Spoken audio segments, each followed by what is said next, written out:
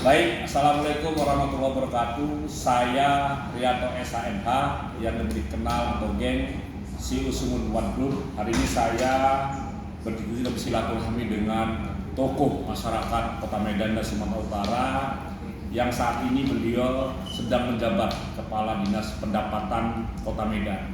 Nah, beliau adalah aktif juga di berbagai organisasi. Siapa dia? Adalah Bapak Haji Endar Sutan Lubis. Gimana kabar, Pak? Alhamdulillah. Sehat ya? Sehat. Sibuk terus nih ya? Ya. Apalagi untuk meningkatkan PAD Kota Medan. Benar. Benar ya, sibuk untuk menggenjot supaya PAD ini untuk kontribusi pembangunan Kota Medan. Betul. Pak Endar Sutan, saya dengar Bapak ingin maju menjadi salah satu calon bupati, kalau tidak salah di Kabupaten Madinah. Bagaimana ceritanya ini sebenarnya? Ya. Saya karena setiap tahun itu pulang kampung, kebetulan kampung saya di Kota Nopan. Kota Nopan ya. Saya juga lahir di Kota Nopan. Saya melihat Kabupaten Madinah ini masih tertinggal dibanding dengan kabupaten-kabupaten yang barunya sama. Apa tuh yang baru? Akarnya sama. Iya sama. Kalau yang baru saya pikir Jawa masih maju Madinah lah. Iya. Mungkin karena luasnya wilayah juga mungkin seperti itu. Penyebabnya bukan berarti para pemimpin selama ini sudah diamanahkan di sana tidak berbuat, tapi mungkin karena wilayahnya luas, sementara anggarannya terbatas sehingga belum bisa maksimal, belum bisa optimal pembangunan yang dilaksanakan di Kabupaten Mandalika. Oleh sebab itu saya merasa terpanggil sebagai putra daerah untuk ikut serta berjuang, berupaya dan berusaha ya. Bupati Mandalika Dengan kontestan lain tentunya ya. Ya tentunya seperti itu. Ya. Semuanya saya yakin punya tujuan yang sama ya, memajukan Mandalika. Tapi saya secara pribadi memang terpanggil untuk mengabdikan diri kampung halaman, untuk membangun kampung halaman. Iya. Meneruskan apa yang pernah disampaikan Raja Inar Siregar, Marsipatu Tanabe. Iya. Kira-kira Pak Endar, apa sih dibawa ke sana dalam konteks visi dan misi? Seperti apa akan dibawa sehingga ini bisa memikat masyarakat, untuk masyarakat nanti pemilih tentunya seperti itu. Iya. Saya punya visi dalam membangun Madinah ke depan, yaitu kolaborasi menuju Madinah yang maju, sejahtera dan beridentitas. Iya. Maju di sini maksud saya adalah bagaimana Kabupaten Madinah itu bisa unggul. Bisa unggul. Tentunya ini semua dimulai dari SDM-nya. Tentunya untuk meningkatkan SDM, kualitas SDM itu tergantung kepada dua sektor pendidikan dan sektor kesehatan. Di sektor pendidikan kita tahu juga masyarakat Madinah ini sangat konsen terhadap pendidikan. Tapi saya merasa prihatin sampai hari ini perguruan tinggi yang representatif belum ada. Swasta saja mungkin ada kecil-kecil baru sedikit sekolah tinggi. Dan ini akan diwujudkan ya untuk saya berniat dan tentunya mudah-mudahan dia ini bisa terkabul, saya wujudkan. Saya punya obsesi untuk bisa melahirkan atau mendirikan perguruan tinggi negeri. Perguruan tinggi luar biasa. Tentunya ini kalau hanya bertopang kepada kemampuan keuangan daerah atau keuangan Kabupaten Madinah, saya yakin juga ini tidak mumpuni ya, tidak sanggup lagi. Tidak akan mampu. Dengan potensi. Jadi kita akan berjuang bersama masyarakat Madinah, makanya saya pakai kata kolaborasi. Baik masyarakat yang Madinah yang ada di Medan atau di Jakarta atau dimanapun nanti yang bisa memiliki katakanlah akses sehingga pemerintah pusat dapat membantu sharing anggaran untuk pembangunan perguruan tinggi negeri di Madinah. Kalimantan. Ya. Tapi sebelum ini di sana kan daerahnya luas, Pak Endar kan luas. Kemudian infrastruktur perlu juga pemenahan. Di luar itu, ini kan kesehatan ini nomor satu bagi masyarakat di sana. Ini gimana ya? Ya itu juga saya melihat kondisi sekarang ada, memang sudah ada, alhamdulillah rumah sakit umum daerah sudah ada, kemudian puskesmas juga sudah banyak ya di beberapa kecamatan. Saya nggak tahu apakah sudah semua kecamatan ada, tapi seandainya puskesmas belum ada di seluruh kecamatan, salah satu target saya setiap kecamatan Itu harus akan ada ya, pelayanan satu kesehatannya. puskesmas yang kelasnya bisa rawat inap. Kemudian rumah sakit umum daerah juga kita dorong agar lebih klasifikasinya lebih peningkatan dinaikkan. pelayanan ya.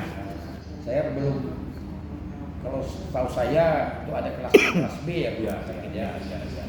Tapi saya nggak tahu masuk kelas yang mana. Ya.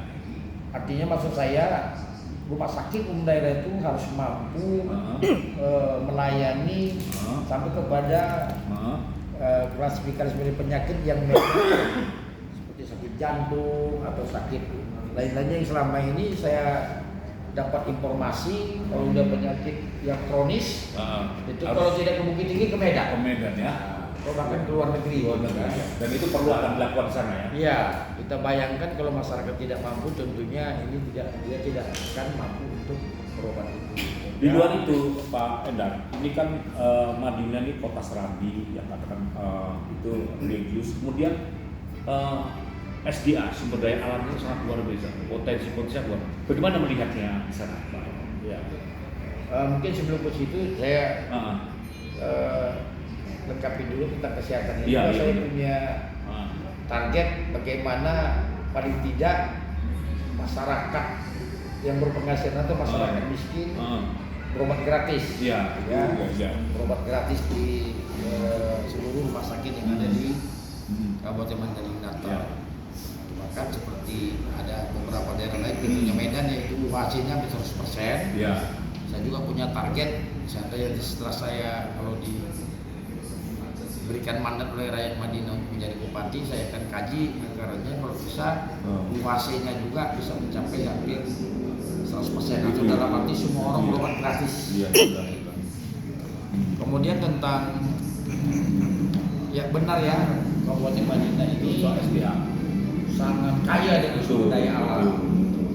Apalagi kalau lebih dikerucutkan lagi, sudah nggak rahasia umum lagi kalau orang mendengar Madinah masih identik dengan tambang emas. Tambang emas, ya itu betul. Dan bahkan seperti kampung kelahiran saya itu rupanya kota Nopal itu artinya kota emas. Kota emas ya? Iya, Nopal rupanya artinya emas, jadi kota emas. Nah, namun untuk pengelolaan tambang ini tentunya harus ya. dikelola dengan baik, regulasinya dibenahi. Apalagi sama-sama tahu kalau menyangkut tambang ini kan bukan otoritasnya kabupaten ya, otoritasnya pemerintah pusat. Nah, mungkin itu selama ini banyak para pelaku tambang ilegal karena sulitnya perizinan karena sampai harus ke pusat. Nah ini mungkin nanti pemerintah kabupaten akan memediasi ya. Pemerintah pusat kira-kira seperti apa yang harus dipenuhi sehingga para penambang mendapat izin. Ya untuk pengelolaan tambang ya. Iya. Tambang. Ya. Jadi nanti juga tentang yang sudah berlangsung selama ini juga harus diawasi ya walaupun dia lihat harus diawasi jangan sampai merusak lingkungan. Ya. Kita lihat penambang-penambangnya di sepanjang Sungai Batang Gadis. Ya. Itu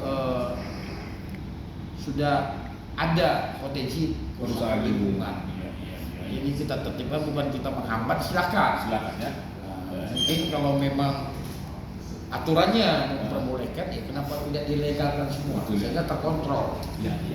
Kalau ilegal ini kan kita bisa kita kan bisa memotong. Itulah potensi yang akan kita gali. Cuma ada potensi yang mungkin masyarakat ingin tahu, masyarakat bilang seperti potensi pantai pesisir itu kan saya lihat keindahan alamnya sangat asri.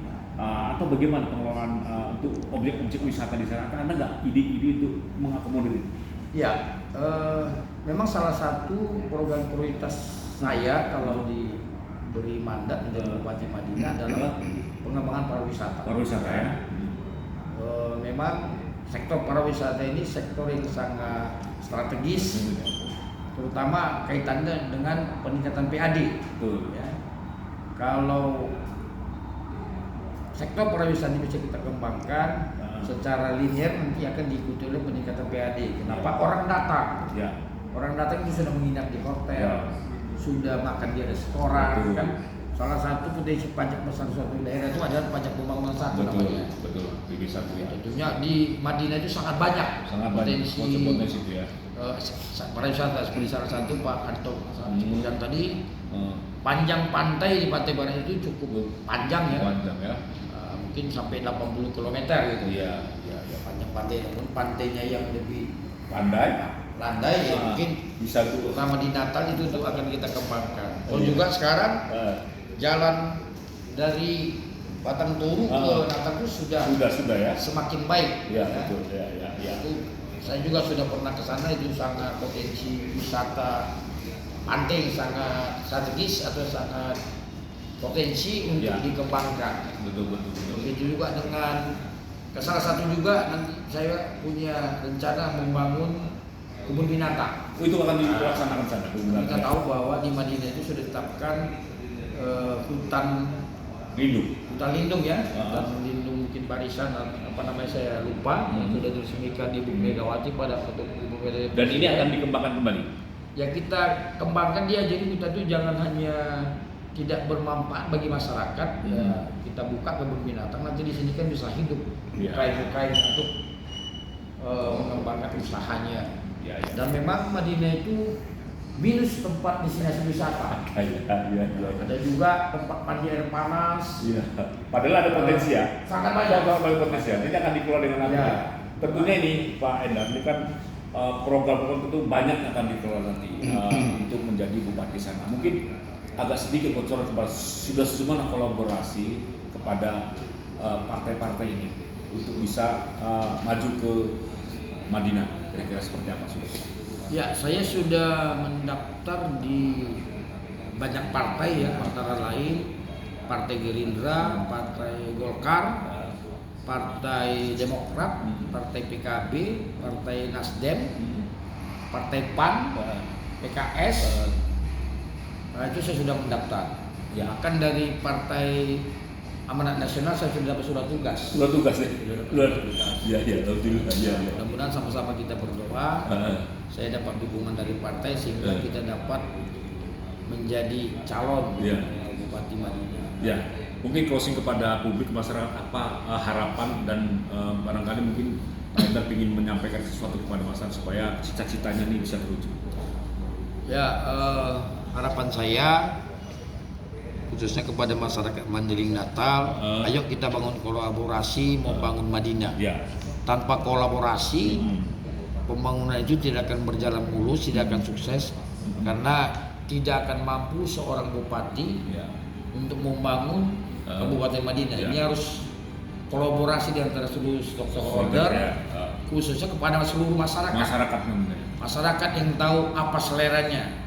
Sehingga dia harus memberikan informasi kepada seorang bupati, ini loh kami butuh ini, butuh ini. Tentunya semuanya itu nanti kan disesuaikan dengan kemampuan anggaran. Seperti itu. Tapi berarti Pak Endar sudah wakafkan diri ingin menjadi pamong, menjadi kepala daerah di sana untuk membangun kampungnya.